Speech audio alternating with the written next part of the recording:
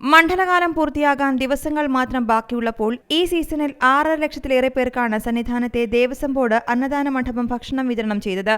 December 23 കണക്ക് കൂടി ചേർത്താൽ സംഖ്യ 6.75 ലക്ഷത്തിന് അടുത്തെത്തും. ദിവസവും 3 നേരമായി 21,000-ലേറെ പേർക്ക് സൗജന്യ ഭക്ഷണം അന്നദാന മണ്ഡപം വഴി നൽകാനാകുന്നുണ്ട്.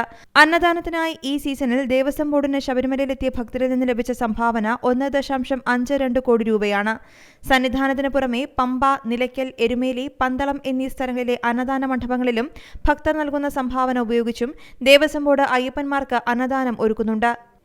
മാളികപ്പുറം ക്ഷേത്രത്തിന് സമീപമാണ് ആധുനിക രീതിയിൽ പണികഴിപ്പിച്ച ദേവസ്വം ബോർഡിന്റെ അന്നദാന മണ്ഡപം. 2000 പേർക്ക് ഒരുമിച്ച് ഭക്ഷണം കഴിക്കാനുള്ള ഇരിപ്പിടമുണ്ടെങ്കിലും വൃത്തിയാക്കലും മറ്റ് സൗകര്യങ്ങളും പരിഗണിച്ച് പകുതിയോളം പേർക്കാണ് ഒരുമിച്ച് ഭക്ഷണം നൽകുന്നത്.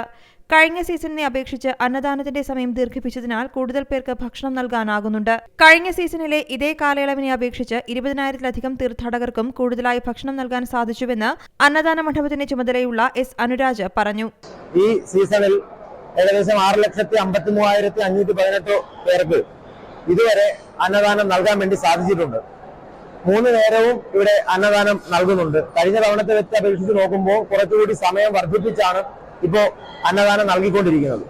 കഴിഞ്ഞ തവണത്തെ അപേക്ഷിച്ച് തിരക്ക് ഇത്തവണ കൂടുതൽ പേര് കൂടുതൽ സ്വാമിമാർ അന്നദാനം കഴിക്കുന്ന ഒരു നിലയിലേക്ക് ഇത്തവണ എത്തിച്ചേർന്നിട്ടുണ്ട്.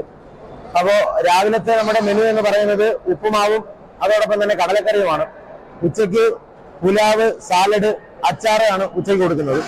രാത്രി കഞ്ഞി, അതോടൊപ്പം പയറുകറി, അതോടൊപ്പം തന്നെ അച്ചാറ് അടക്കമുള്ള ഭക്ഷണമാണ് 3 നേരവും ഇവിടെ ക്രമീകരിച്ചിട്ടുള്ളത്.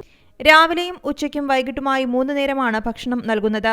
ഒരു നേരം മാത്രം 8,000-ഓളം പേർക്ക് ഭക്ഷണം നൽകാനാകുന്നുണ്ട്. തിരക്ക് വർദ്ധിച്ച കഴിഞ്ഞ ദിവസങ്ങളിൽ ഒറ്റ ദിവസം കൊണ്ട് 22,500-ലേറെ പേർക്ക് ഭക്ഷണം നൽകുവാൻ കഴിഞ്ഞുവെന്നും അന്നദാന മണ്ഡപം അധികൃതർ ചൂണ്ടിക്കാട്ടുന്നു. പ്രഭാത ഭക്ഷണമായി ഉപ്പുമാവ്, കടലക്കറി, ചുക്കുകാപ്പി, ചുക്കുവെള്ളം, ഉച്ചഭക്ഷണമായി പുലാവ്, അച്ചാർ, സാലഡ്, ചുക്കുവെള്ളം, രാത്രി ഭക്ഷണമായി കഞ്ഞി, പയർ, അച്ചാറ് എന്നിവയുമാണ് നൽകുന്നത്. 3 ഷിഫ്റ്റുകളിലായി താൽക്കാലിക ജീവനക്കാരുൾപ്പെടെ 240 പേരാണ് ജോലി ചെയ്യുന്നത്. C Malayalam news, Pathanamthitta. ഏറ്റവും പുതിയ വാർത്തകളും വിശേഷങ്ങളും വിരൽ തുമ്പിലറിയാൻ സി മലയാളം ന്യൂസ് എല്ലാ ഡിജിറ്റൽ പ്ലാറ്റ്ഫോമുകളിലും ലഭ്യം.